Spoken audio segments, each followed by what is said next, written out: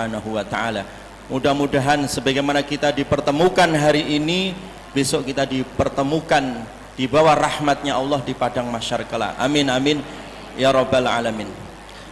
Melanjutkan apa yang sudah disampaikan oleh guru kita semua, Profesor Didin Hafidzuddin, tentang pentingnya bagaimana kita umat Islam menjaga ukhuwah, mengayomi ummah, dan beliau sudah menyampaikan beberapa contoh ya, tentang bagaimana sikap hikmah para ulama-ulama kita, para kiai-kiai kita, para pendahulu-pendahulu kita, yang mereka itu disebutkan dalam kaidah agama kita bahwa para ulama-ulama itu disebutkan sebagai alladzina yanzuruna ilal ummah bi ainir rahmah.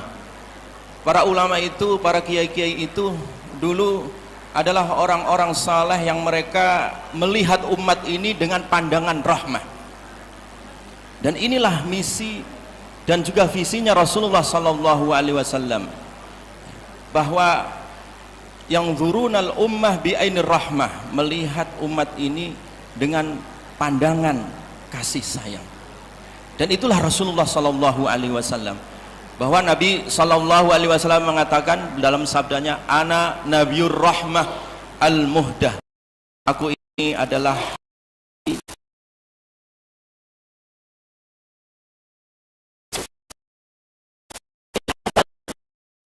kan itu umatnya, ummati ya. Ini adalah sifat yang sebenarnya diwariskan oleh Rasulullah sallallahu alaihi wasallam kepada kita semua. Bahkan dalam Al-Quran, jamaah sekalian, banyak sekali akhlak-akhlak yang terpuji, mulai akhlak sabar, mulai akhlak adil, mulai akhlak berbuat ihsan, akhlak pemaaf, akhlak dermawan, dan seterusnya. Itu semua disebut dalam Al-Quran. Tetapi dari sekian banyak akhlak, yang terbanyak disebut dalam Al-Quran adalah akhlakur rahmah, yaitu sifat kasih sayang ini, penyayang. Makanya dulu para kiai-kiai ketika di pesantren atau para ulama-ulama kita ketika membuka pengajian, membuka kitab-kitab hadis, membuka majelis-majelis taklim, mereka mengijazahkan satu hadis yang disebut dengan hadis musalsal birrahmah. Hadis yang disebut dengan musalsal birrahmah. Hadis yang diriwayatkan mata rantainya hari ini sampai Rasulullah, musalsal birrahmah, tentang masalah kasih sayang ini. Dan itu disebut juga musalsal bil awaliyah, hadis yang pertama kali diperdengarkan oleh seorang kiai kepada muridnya atau seorang guru kepada santri-santrinya, yaitu hadis tentang ar-rahmah ini, atau musalsal bil awaliyah yang pertama kali diperdengarkan, yaitu hadis ar-rahimuna yarhamuhumur rahman irhamu man fil ardi yarhamukum man fis sama. Jadi ini hadis rahmah, jamaah. Jadi orang-orang yang mereka adalah saling menyayangi karena Allah ya. Ar-rahimun, orang-orang yang mereka memiliki hati yang rahmah, penyayang. Yarhamuhumur rahman, Allah yang maha rahman, Allah yang maha penyayang akan menyayangi mereka ya. Makanya orang yang hatinya dia penyayang, mengayomi orang lain, mengayomi umat, itu dicontohkan Rasulullah dan dicontohkan oleh para ulama kita, karena ini syiar, pilar ya. Wa ma arsalnaka illa rahmatan lil alamin ya. Tidaklah aku utus engkau wahai Muhammad kecuali rahmat untuk seluruh alam. Seluruh alam, jamaah. Bukan hanya alam manusia saja, alam jin.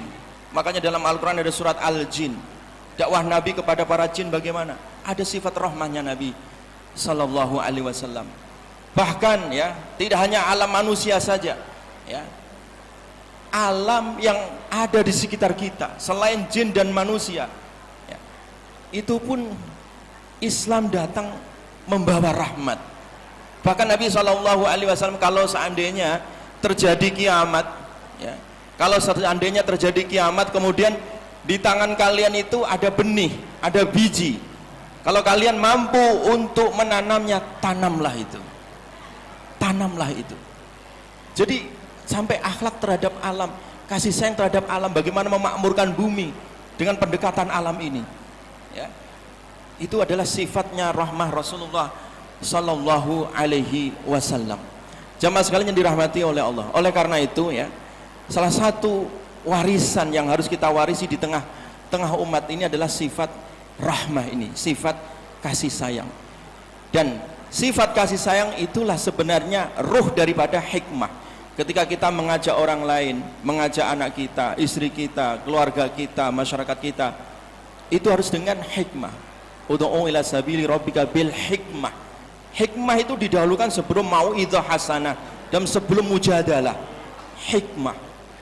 Oleh karena itu kemudian para ulama menjelaskan tentang kalimat hikmah ini. Kalimat hikmah itu jamaah sekalian, rukunnya ada 3. Nah, ini perlu dicatat ini. Apa yang dimaksud dengan hikmah, ya? Hikmah itu rukunnya ada 3. Yang pertama jamaah sekalian, hikmah itu rukun yang pertama adalah al-hilmu.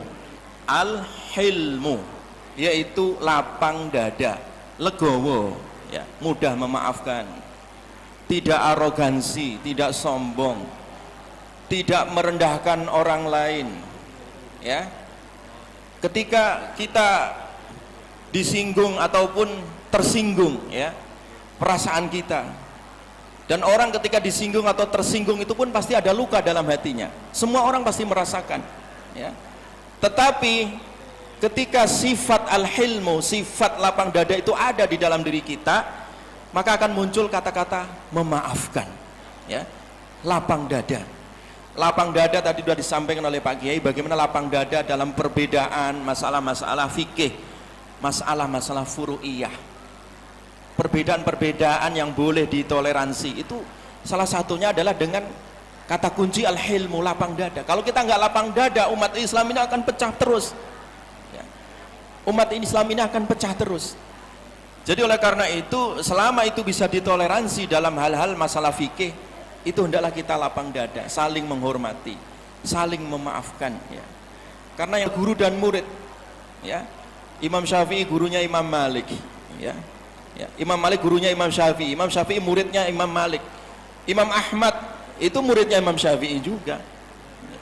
Jadi guru murid sebenarnya. Terjadi masalah perbedaan-perbedaan fikih, ijtihad fikih, itu sama-sama mendapatkan pahala, ya, sama-sama mendapatkan pahala, ya, ketika masing-masing itu saling bertoleransi dalam masalah-masalah yang sifatnya furu'iyah, ya, masalah-masalah furu'iyah. Bagaimana tadi toleransinya Buya Hamka, ya, dengan Buya Abdullah Syafi'i, ya, itu keindahan, ya, para ulama kita itu saling menghormati, ya, bukan saling caci mencaci, ya. Itu namanya al-hilmu, ya, sifat lapang dada. Jadi sifat lapang dada itu penting di dalam kehidupan kita, ya, termasuk dalam hal-hal yang sifatnya fikih itu kita memerlukan lapang dada jamaah sekalian dirahmati oleh Allah Subhanahu wa taala. Al-hilmu, ya, sifat lapang dada. Pernah datang orang Badui kepada Rasulullah sallallahu alaihi wasallam pas masuk masjid yang namanya orang Badui, ya. Orang Badui yang biasa tinggal di padang pasir, ya. Yang dilihat adalah padang pasir, onta dan alam sekitarnya. Kalau dia kencing biasanya di tempat sembarangan. Masuk masjid tiba-tiba kencing. Tentu semua orang akan menghardiknya, mengusirnya. Tapi Rasulullah mengatakan biarkan, biarkan, ya.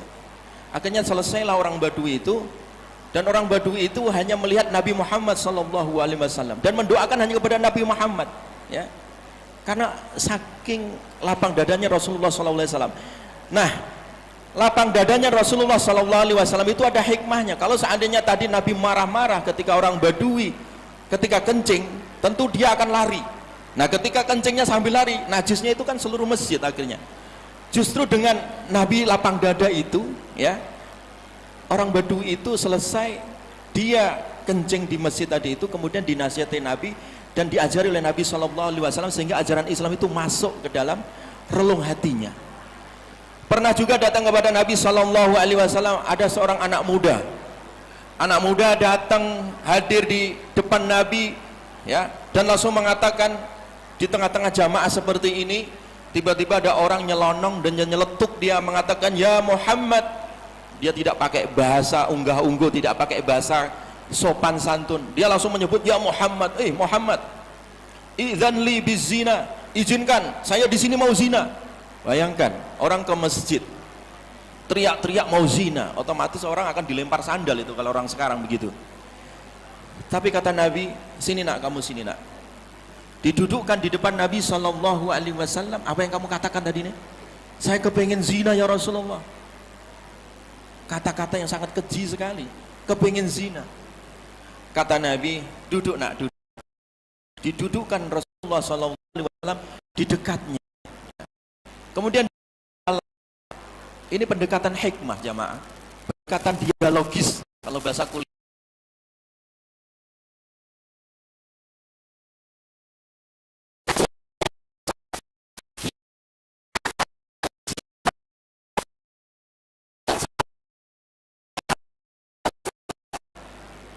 Nah, kamu punya saudari perempuan? Punya ya Rasulullah. Gimana kira-kira kalau saudari perempuanmu dizinai orang? Kamu rela atau tidak? Ya nggak ada yang rela ya Rasulullah. Nah, kamu punya bude, punya tante, punya ya Rasulullah. Gimana kira-kira kalau dizinai orang? Ya saya nggak akan terima ya Rasulullah. Sekarang kalau kamu berzina, kamu laki-laki menzinai perempuan, bukankah perempuan itu bisa jadi ibunya seseorang, bisa jadi anak perempuannya seseorang, bisa jadi saudarinya perempuan dari seseorang, bisa jadi itu tante atau budinya seseorang. Diam ini anak muda ini. Iya ya, kenapa saya harus berbuat keji seperti itu? Diajak dialog, diketuk hatinya. Akhirnya dia mulai tersadarkan. Ketika sadar itu Nabi memegang dada si anak muda ini, didoakan jamaah.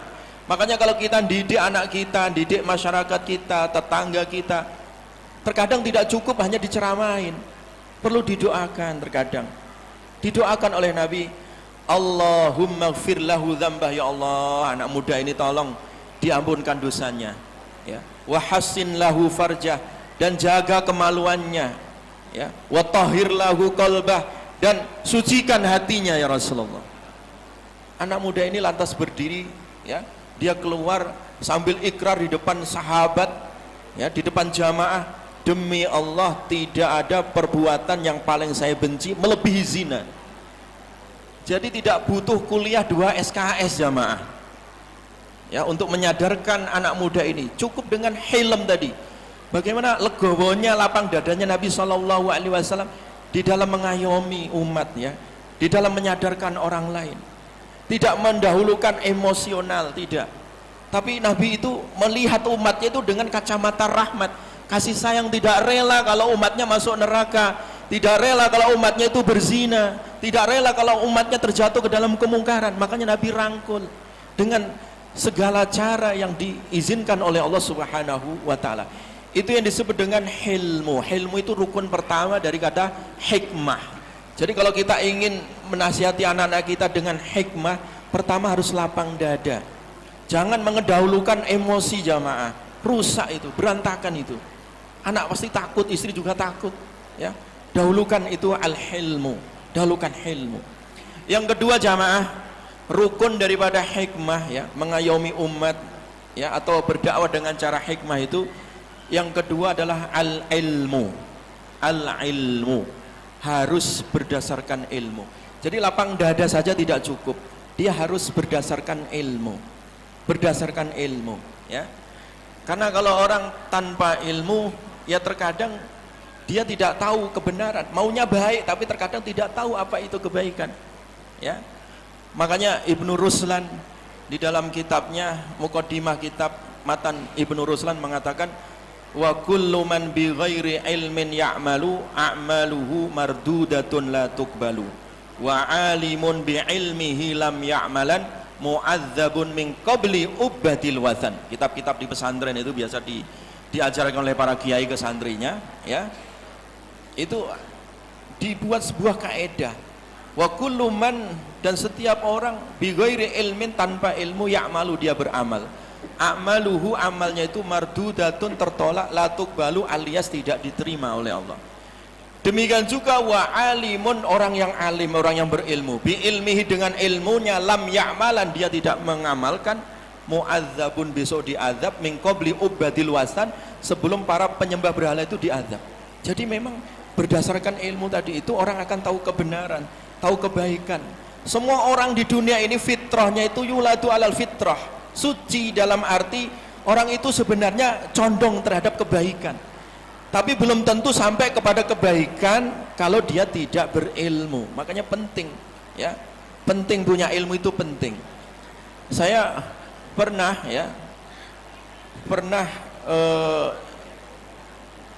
datang gitu ya, diskusi ya, di daerah Jawa itu, di Jawa Tengah ada namanya suku Samin ya, suku Samin.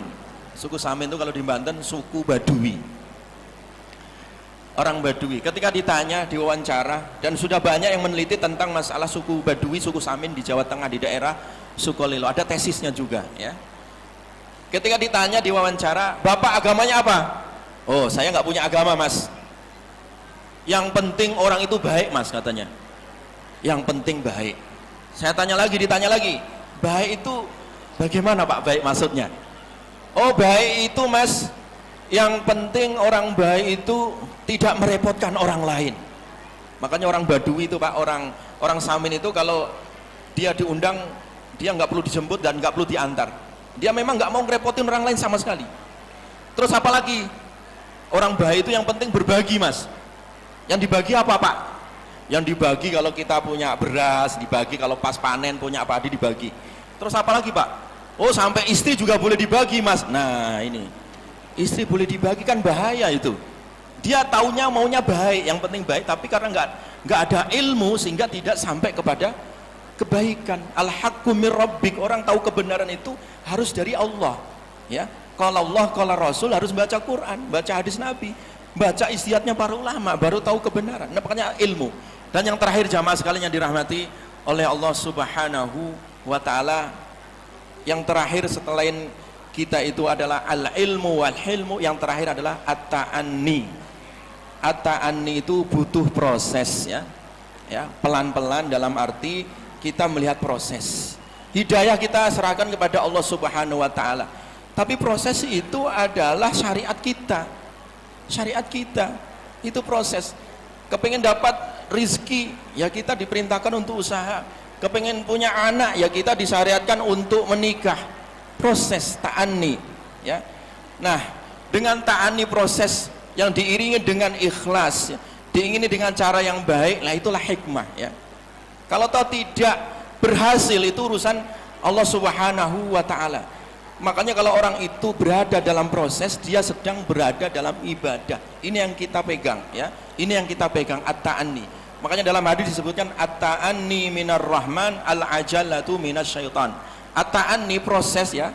Ya, pelan-pelan dalam proses, berada dalam proses kebaikan itu adalah anugerah dari Allah yang Maha Rahman. Sementara tergesa-gesa, al-ajalatu minas syaitan. Tergesa-gesa itu dari setan. Itulah jamaah sekalian 3 rukun hikmah ya, para kiai-kiai dulu mengajarkan, para ulama kita mengajarkan di dalam mengayomi umat, menjaga persatuan tadi itu butuh yang namanya hikmah, butuh yang namanya al-hilmu ya, lapang dada, butuh yang namanya al-ilmu, butuh yang namanya at-ta'anni ya, at-ta'anni proses yang panjang dan kesabaran yang ada di dalamnya. Wallahu a'lam bishawab. Demikian hanya sebentar yang bisa kami sampaikan, karena hari ini setelah ini saya juga ditugasi Pak Kiai, ada tugas satu lagi. Jadi mohon maaf sebentar saja yang bisa kami sampaikan, kurang lebihnya kita mohon maaf kepada jamaah sekalian dan mohon ampun kepada Allah Subhanahu wa taala atas segala kekurangan, dan mudah-mudahan ini memberikan manfaat di dunia kita dan akhirat kita. Aqulu qauli hadza wa astaghfirullahal azim.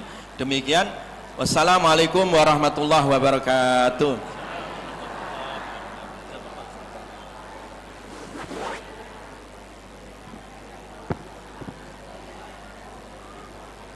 Terima kasih kepada Al-Mukarram Bapak Dr. Ahmad Alim Al-Hafiz. Beliau adalah salah satu pengurus dan sekretaris umum di Badan Kerjasama Pondok Pesantren Indonesia, dan beliau juga kader dari Pak Kiai Didin. Ahlan wa sahlan bi khudurikum. Ini ada tokoh kita Pak MS Kaban, luar biasa. Terima kasih jazakallah. Di depan Pak Kiai. Beliau tokoh nasional yang insya Allah akan menjadi tokoh nasional, insya Allah. beliau juga insya Allah akan menyampaikan tausiahnya insya Allah nanti mungkin di akhir. Hadirin rahimakumullah, beberapa tausiah pada pagi hari ini kita sudah mendapatkan pencerahan dari guru kita terkait dengan bagaimana tugas para kiai, tugas para ustadz, tugas para jamaah dan kita semua. Yang pertama adalah untuk menjaga agama, yang kedua